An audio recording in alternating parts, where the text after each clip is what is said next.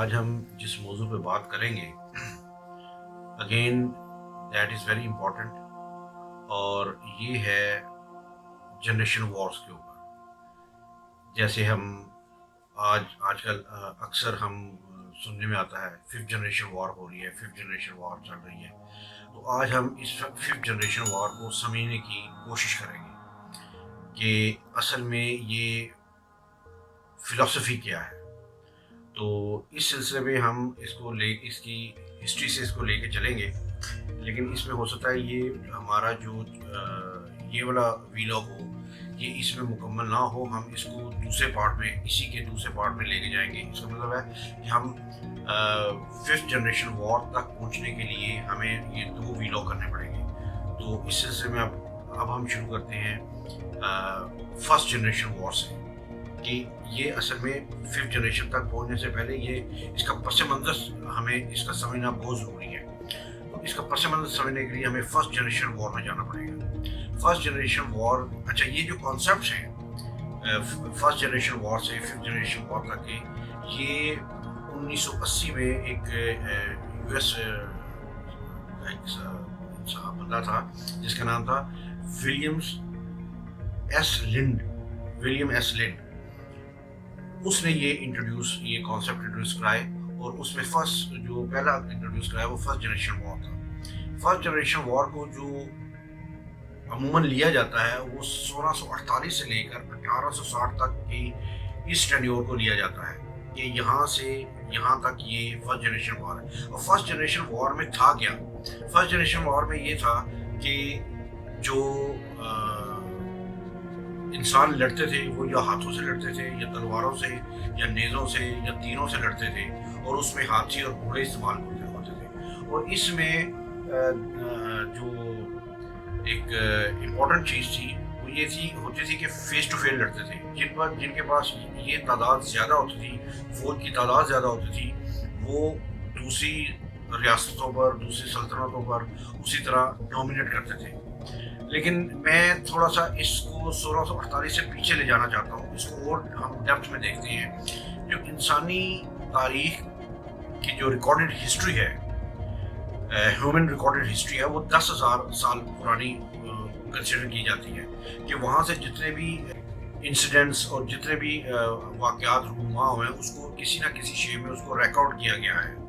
اور وہاں سے لے کر 1860 تک کے اس ٹینیور تک آئے تو یہ ساری فرسٹ جنریشن وار میں آتے ہیں۔ اگر بینگ اے مسلم ہم تھوڑا اس کو اور پیچھے لے کے جائیں تو حابیل اور قابیل کا جو کانسیپٹ ہے، جو پہلی لڑائی ہوئی تھی، تو وہاں سے اگر لے کے آ جائے تو یہ سارا جو اسپین آف ٹائم ہے اس میں آپ یہ سمجھ لیں کہ یہ فرسٹ جنریشن وار کی کیٹیگری میں فال کرتی ہے۔ اور اس میں جیسے میں نے پہلے بتایا کہ آپ کو کہ جس کے پاس یہ تیر تلوار اور نیزے اور یہ چیزیں ہوتی وہ زیادہ طاقتور تصور کیا جاتا تھا۔ اور فرسٹ ورلڈ وار تک آپ یہ سمجھ لیں کہ فرسٹ جنریشن وار ہی چلی ہے۔ اب آتے ہیں ہم سیکنڈ جنریشن وار پر۔ سیکنڈ جنریشن وار کو ہم ایک جملہ پہلا میں یہ بتانا چاہتا ہوں کہ ٹیکنالوجی دراصل پہلی جنریشن وار میں اور سیکنڈ جنریشن وار میں ٹیکنالوجی جو تھی اس نے بڑا پیوٹل رول پلے کیا ہے۔ اسی وجہ سے ہم فرسٹ جنریشن وار سے نکل کے سیکنڈ جنریشن وار میں آئے۔ اب وہ کیا ایسی ٹیکنالوجی تھی جس نے اپنا اس کا پورا پیراڈائم شفٹ کر دیا؟ وہ تھی فائر پاؤڈر، یعنی کہ بارود آ گیا تھا، پسٹل آ گئی ہوئی تھی، بندوق آ گئی ہوئی تھی، اور ایون ٹینکس بھی آ گئے ہوئے تھے۔ اور اس نے آ کے جو پورا پیراڈائم تھا وہ شفٹ کیا، اور اس دور میں اپنا دور سے ہم اپنے دشمن حملہ کر سکتے تھے۔ پہلے تو یہ تھا کہ فیس ٹو فیس لڑتے تھے، اب یہ ہوا کہ ہم دور سے اپنے دشمن کو نشانہ بنا سکتے تھے۔ اور اس طرح یہ جو سلسلہ تھا یہ چلتا رہا۔ اس سے ایک اور چیز یہ آئی کہ جو تباہی کا جو میگنیچیوڈ تھا وہ بہت بڑھ گیا۔ اور سیکنڈ ورلڈ وار کی جو سب سے پرائم ایگزامپل ہے وہ فرسٹ ورلڈ وار تھی۔ فرسٹ ورلڈ وار میں جو تباہی کا جو سامان بنایا گیا تھا اس کو انہوں نے اس کو استعمال کیا۔ یہاں میں ایک بات ضرور بتانا چاہتا ہوں کہ فرسٹ ورلڈ وار میں تقریباً 17 ملین لوگ جو تھے وہ لقمہ اجل بنے.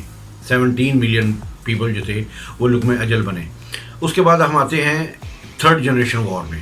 اگین اس دور میں جو مشینیں تھیں وہ بنائی جا رہی تھیں اور ٹیکنالوجی اپنے عروج پر تھی. صنعتی انقلاب آ چکا ہوا تھا اور طیارے بن چکے تھے, نیوی وجود میں آ چکی ہوئی تھی. اور یہ ساری جو ایگزامپل, اس کی پرائم ایگزامپل اگین ہمیں جو نظر آتی ہے وہ سیکنڈ ورلڈ وار میں ہے, جو کہ 1940 سے آنورڈ لڑی گئی. اور اس میں جو تباہی کا جو میگنیچیوڈ تھا, جو اعداد و شمار آئے ہیں, وہ تقریباً سیکنڈ ورلڈ وار میں 55 ملین کے قریب جو تھے انسان لقمہ اجل بنے. اب ہم آتے ہیں فورتھ جنریشن وار. اب اس کو میں تھوڑا سا ایلیبوریٹ کر کے اس کو یہی روکیں گے, اور اگلی جو اس کی ہم نشست کریں گے اس میں ہم اس کو تھورولی ڈسکس کریں گے فورتھ جنریشن وار پر. لیکن اس میں ایک میں کانسیپٹ دے کے وائنڈ اپ کروں گا کہ یہ جو فورتھ جنریشن وار ہے یہ ورلڈ وار سیکنڈ کے ختم ہونے کے بعد ایجاد کی گئی. میں لفظ بول رہا ہوں ایجاد کی گئی. اب وہ کیا ایجاد تھی؟ جیسے ہر جنگ میں کوئی نہ کوئی نئی چیز, کوئی نہ کوئی نئی جدت سامنے آتی رہی, تو اس میں انہوں نے جو نئی ٹرمنالوجی انٹروڈیوس کرائی, نئی فلسفی جو انٹروڈیوس کرائی, وہ تھی کولڈ وار, سرد جنگ. کیونکہ اس میں بہت ساری جو طاقتیں تھیں, ریاستی طاقتیں تھیں, وہ بارز وجود میں آ گئی تھیں, جس میں جرمنی, فرانس, انگلینڈ, جاپان, امریکہ, روس اور اٹلی, یہ سارے اس وقت تک مارز وجود میں آ چکے تھے. لیکن جب دوسری ورلڈ وار ختم ہوئی, یہ بڑی ایک پتہ کی بات ہے کہ جب سیکنڈ ورلڈ وار ختم ہوئی تو اس وقت ان ساری طاقتوں کے بعد جو بڑی دو طاقتیں رہ گئی تھیں وہ رشیا تھا اور امریکہ تھا.